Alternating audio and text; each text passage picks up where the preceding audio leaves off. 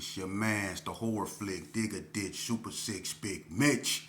And I'm kicking in doors with 03 O's. And I'm bringing 28 101s because we Vegas sons. It's the Meadowlands. It's the Meadows, man.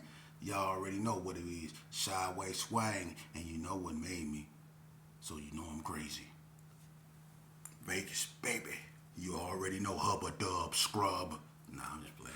Welcome to Vegas Chronicles with your man, Big Mitch, the horror flick from Super 6. Today, like any other day, we gonna kick actual factuals. Actually, I normally answer questions. But today I want to talk to y'all about something, man. Can I talk to y'all about something? I don't ask a lot. Let me talk to you about something. I want to tell y'all a story. And hopefully you learn something from it. But I want to tell y'all a story. I had this friend, I'm older than him, but I knew him ever since he was a baby. And his name was Lil Chris. We gonna call him Lil Chris. All right. I watched him grow up. My family and his family basically, we come out the same circle, Gearing Circle. All right. And his family is a known family. They was known as the Sanders. His family is real known. And he grew up. His moms. His aunties. They real good people. Legendary people. Positive people. His grandma was a good woman. His uncles was good dudes. He had a good family. And what ended up happening is, he grew up and he got into the gang life. And like I say, I was older than him. But one thing about him, we grew up as kids, and I always called him Lil Chris. That was my little partner. We used to go to the candy lady together. Every time, we run into each other, he was always, happy to see me, And when I ended up going to prison, right, they sent him up there. He come up there. And I was like, wow, man, you really out there like that, huh? He was like, yeah, big homie, you know what I'm saying? Big homie, I love you, man. That's how he talked, He was a good kid, man. Real good kid, And one thing about him, whatever he had, he shared it. Especially with the ones he grew up with, no matter what it was. And, his moms took real good care of him. It was nothing that he didn't have that when he was in the joint. It was nothing he didn't have. And he made sure if you want to listen to it, he loved E40. So if you want to listen to his radio, or if you want to, whatever, he'll give it to you. And I remember this particular incident, right?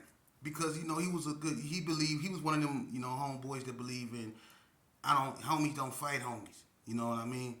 And one day, he had his little weed, right? And he was doing his thing. He was, selling the weed on the yard, this in Indian Springs, right? And I had this other little homeboy. His name was Lil C's, right? Little short, fat dude, kind of chubby. You know what I'm saying? The back streets blew off half his face. You know what I'm saying? He was trying to bully Lil Chris because Lil Chris wouldn't give him, his weed, right? So he wanted to fight Lil Chris. Lil Chris didn't want to fight. He didn't want to fight no homies. But, C's was being very disrespectful, calling him out his name and all that old stuff. We didn't know what was going on. So we asked, what's happening? What's up with you and Manish? And Manish said, man, he tripping with me, man. He want to fight me, man, because I don't want to give him none of my, my bud, you know what I'm saying? He was like, I already gave him some, you know what I mean? I'm trying to make me some money, and he just want to smoke. So they going back and forth, right? So we was like, well, go on over there and whoop his ass, get down with him. And Lil Chris was like, nah, I don't want to get down with him. I feel like I shouldn't have to fight over my own stuff, you know what I mean? And, we was like, dude, just go up in there and beat his, put him on his, whoop him out. He being disrespectful. Y'all homeboys go in there, handle their head up and be through with that. He was like, I feel like I shouldn't have to fight over something that's mine, though. Why I gotta get down? What, and I was like, man, you acting scary. But at the same time, I understand where he was coming from. And if he didn't want to get down, we shouldn't have made him get down. But we made him get down. He even went over there to some OGs and tried to get them to intervene, and they basically told him what everybody else told: go handle your business. And he really didn't want to, fight. He didn't want to. He didn't want to fight. So Lil C's kept messing with him, right? So I told him, I said, man, go in there, handle your business, man. He said, well, man, if I gotta get down, man, come down there, man. Come watch my back, big homie. Come watch my back. I said, I'm gonna go down there with you. Come on. And we went down there. Everybody remember this day. And we went down there, over there in the gym where the Cubans be, down there by the bathroom stalls. Y'all remember where the Cubans used to play dominoes? Right down there. They go down there, right? And Lil C's all animated. He just finna dog Lil Chris, right? So they go up in there. They end up getting down, right? And I ain't gonna lie, I thought Lil C's, I thought I was gonna have to break it up early because, Lil C's had him on, had a little size on him. I thought Lil C's was finna, man, they went up in there. And when a person don't want to fight you, man, it's best to leave them people alone, man. Because, some people, sometimes people perceive, people that, try to walk away from a problem as a weakness. Or people that don't do no talk, they think silence is a weakness. But one thing you gonna learn through life is that it ain't the roar of the lion that makes him dangerous. It's his silence. Always remember that. It's not the roar of the lion that makes him dangerous. It's his silence. Okay? Because when they went in that bathroom, down there with them Cuban B, Lil Chris put something on Lil C's, man. Boy, look here. He put something up on Lil C's. He would, they got to scrapping. And, at first, I thought Lil C's was finna, because at first it would look like it was going to go Lil C's way. Then all of a sudden, man, Lil Chris just got the land and everything he threw. Bing, bing, bing, bing. And I was going, and I had front row seats, so I was going, ooh, ooh, ooh. I was like, ooh. Beat him up bad. I had to pull Lil Chris off him. Right? And then after that, he still was like, man, I don't want to fight the homie, man. He started crying because, that he didn't want to fight him. But he put mitts on Lil C's, and Lil C was so lumped up, he didn't do nothing but walk up out the gym. He just walked up out the gym. Face looked like, he was a total different person. He was a total different person. The face that he walked out the gym with did not match his ID card. He looked like he changed his whole identity. He put something on him up in there. But like I said, when it came to, like issues, like riots and we got into it, he was always on the first line, on the front line. He never ran. And he always was, like I say, he was a good little youngster, man. But he always, it was just something, I don't know, and I'm not gonna go there, but it was just something that, we all have our demons and we go through stuff, And I remember, as we went, as time went on, he ended up getting out. I ended up getting out. He ended up going, to other institutions and stuff like that. I'm not gonna get into his business like that, but he ended up going to other institutions. But the last time I ran into him, I say, you okay? You all right? Because I ain't been around him in I don't know how long. I said, you okay? He looked at me, he said, no. I said, what's up? He said, I need to holler at you. I said, well, holler at me. He said, nah, man, I need to holler at you, just me and you. So I'm like, all right, but I told him right then and there, man, I ain't with that bull crap no more, man. If it ain't positivity, man, he was like, I respect that, but I want to holler at you, and it was clearly that he was going through something, and he needed somebody to talk to. And he used to call me, He used to call me, and I used to talk to him. And he used to be like, man, big homie, man, I need to talk to you, man. I'm like, well, talk to me. You've been saying that for I don't know. Talk to me. He was like, nah, man, I need to see you, man. I need to talk to you, man. I need to see you face to face. You already know, homie, man. I need to talk to you, man. I need to talk to you. And I could hear it in his voice. He was going through something, man. I can hear it. I can feel it. I just know it. You know? And come to find out, I'm gonna just show you something. Whatever he was going through, you know, he got the best of him. And what ended up happening is, I don't know. I'm not gonna get into that because I'm gonna just say this here. I don't know who he got into it with. I'm not getting into it with that. But on a particular day, over by a certain store, I can't stand this store, man. It's called Carry Mini Mart, right? And this store right here, it's been a bunch of different things. It's been Carry Mini Mart, it's been Ricky Quick, it's been AMPM, it's been a bunch of different things. But this store right here has been a curse on the black community in Las Vegas. This particular store, I can't stand this store. But anyway, an incident happened up there, and I don't know what happened, but I'm just going off what everybody know, what the news say. Something happened with him and some individuals. I don't know, but somebody ended up calling the police,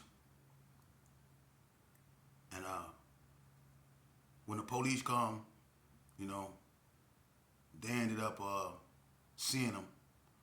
And he was supposed to have whatever with him, a mask or whatever. I don't know what happened. But making a long story short, my little best friend that I grew up with, I knew Lil Chris. But what ended up happening is the police ended up killing him.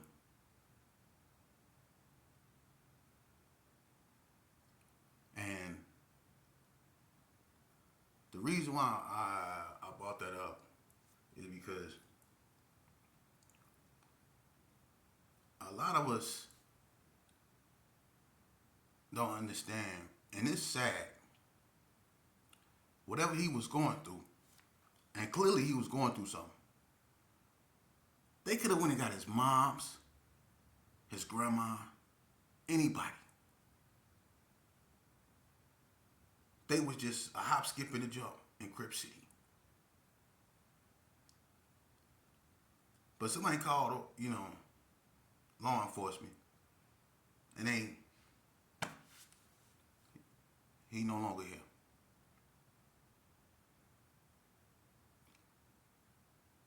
I can only imagine what his mom is going through. Her heart has been, her baby has been, you see? You see? See, one thing about me,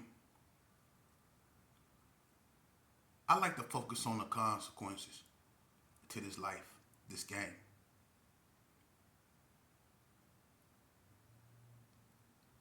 I don't know if I could have saved him. I don't know. But I know one thing, if we don't start doing nothing, stuff like that is going to keep repeating itself. Excuse me. Okay. But stuff like that is going to keep repeating itself, man. If we don't intervene. You dudes up on here, I'm going to tell you something about me. You ain't going to see me in no pictures or none of that with nobody. What for? That don't validate you. Me being in pictures, that don't validate you. The decisions you make validate you.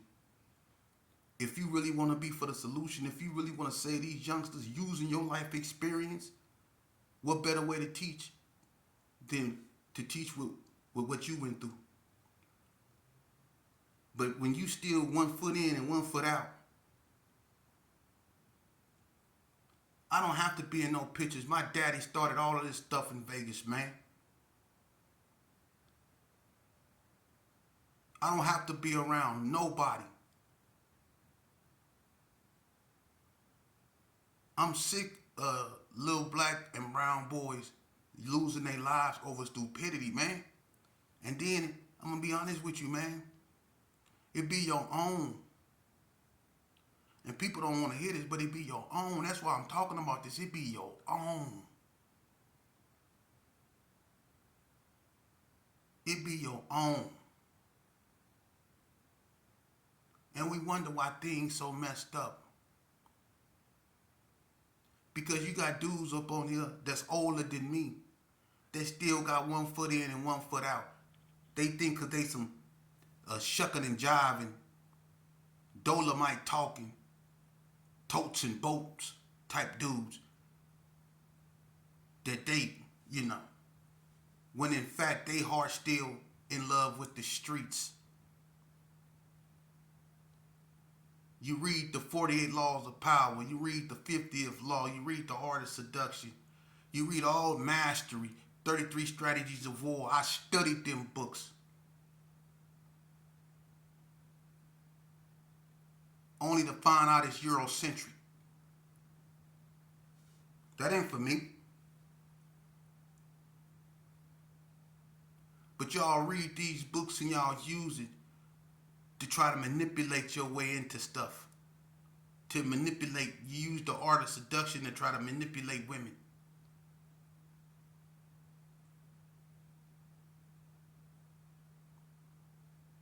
Y'all ought to be ashamed of y'allself, and God is exposing y'all on a daily. These youngsters ain't dumb. They see what they see and they know what they know. They see how y'all act, man. Just like them. Because you got to be validated by other people. You can't stand on your own. When you came in this world, you came in here by yourself, and when you leave it, you go leave it by yourself.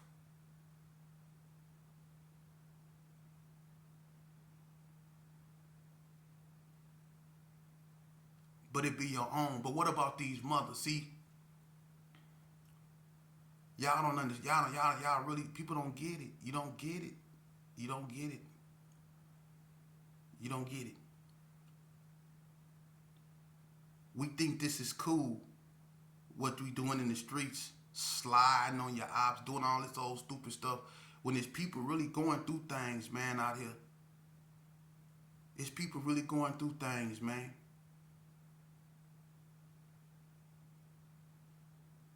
So if you go have a platform, and if you've really been through something in life, and you call yourself trying to teach, and you want to be, quit playing.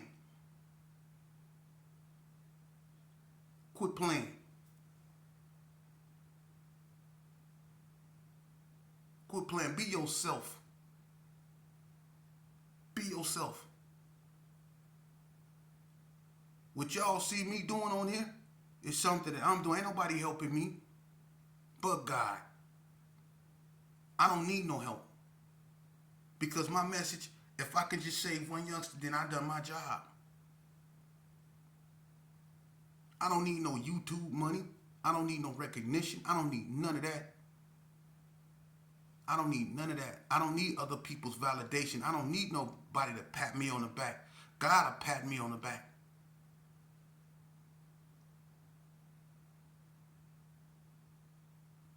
For real. And you know how many other moms done buried their sons in the same way that,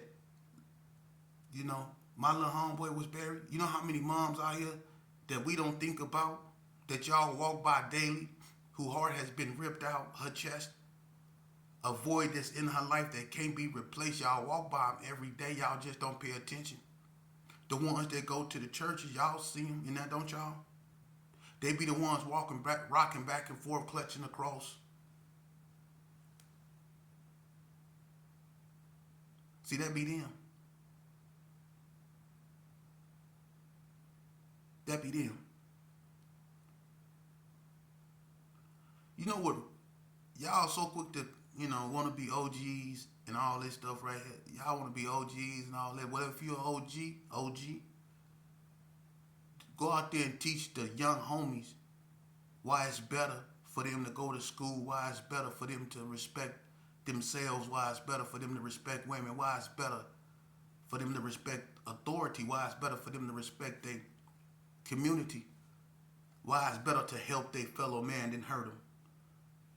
If you looking down on somebody, it should be because you helping them up.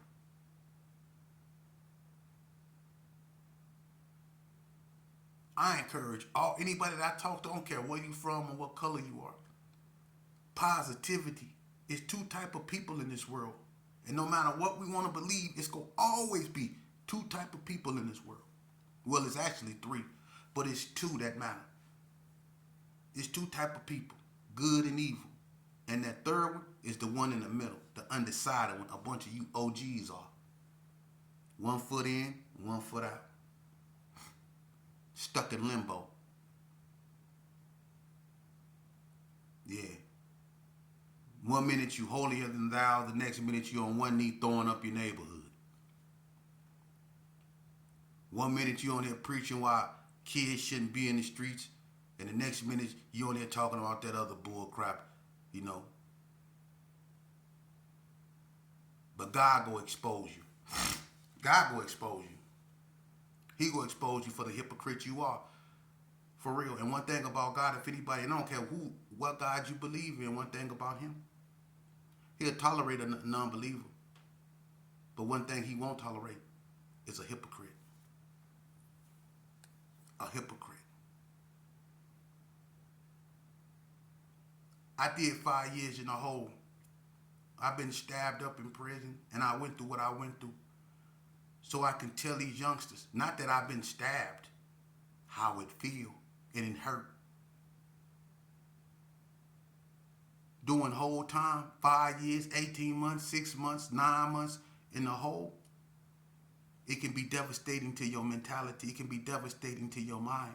Being in a room 24, 23 and 1, or sometimes you just come out to take a shower and you get 15 minutes to take a shower and use the phone. So you got 5 minutes or 10 minutes to shower and 5 minutes to get on the phone, or 5 minutes to shower and 10 minutes to get on the phone. But you get 15 minutes. That was your daily norm. It get real bad. See, they mess with your psyche. And then sometimes all you have is letters from your loved ones that you cling to. The ink, the writing of someone else's that's from the street. You cling to that because that connects you to society. But then you get into it with them up there and they lose your property. And now all that's gone. It can destroy you mentally. My job is to tell youngsters why they shouldn't go through that. My job is to tell youngsters that while you facing these cats over here, calling them your enemy, you need to check the cat out on the side of you that call himself your homeboy a little bit more. You need to check his background out a little bit more. Why you over here looking at them? Because nowadays, looking at them over there is a distraction. Because while you looking at them, it gonna be the one on the side that do you. They call it backdooring. That's how the game go today. And there's a lot of youngsters out here that don't want to be a part of this bull crap, that want to go to school, that want to have a life, that want to take care of their kids. It's some good youngsters out here, man. But they just can't find no good OGs to go to for some good advice. Because these OGs out here either don't care or they got 1 foot in and 1 foot out. Shout out to the ones that got their life together and that's actually out there trying to help, right their wrongs, and go out there and talk to the youth. Shout out to the ones out there putting that work in. I salute all y'all. That's what real men do, and it takes a special type of man to be able to break away from the crowd, to be able to become an independent thinker. It takes a special type of individual to do that, because you see how dudes get down out here. They act like women. They do. All they do is just hear about each other. And when you come around, they smile. What up, homie? But as soon as you leave, they be like, oh, you know what I mean? You feel me? So, you know how that go. Why even go through that? Don't put yourself in there. Do you. Get out that crowd. That way you won't be responsible for whatever happened with that crowd. Because when them people come and they come and get the whole crowd, they come to get you too. So get yourself up out them pictures. Get yourself away from them dudes. Stand on your own. Be your own man. Be your own man. You shouldn't need no other man to help you be a man. It's that strange. Be your own man. Be your own thinker. For real. You might have this mentality that everybody that's my best friend enemy is my enemy. But he might not have that mentality. See? Because if something happened to you, man, come on, man. Y'all done seen it play out over and over and over again. Something happened to you, your best friend end up with your girl. That's all. You become a vague memory. You lucky if they even get a shirt made with your face on it. They don't even really do that no more.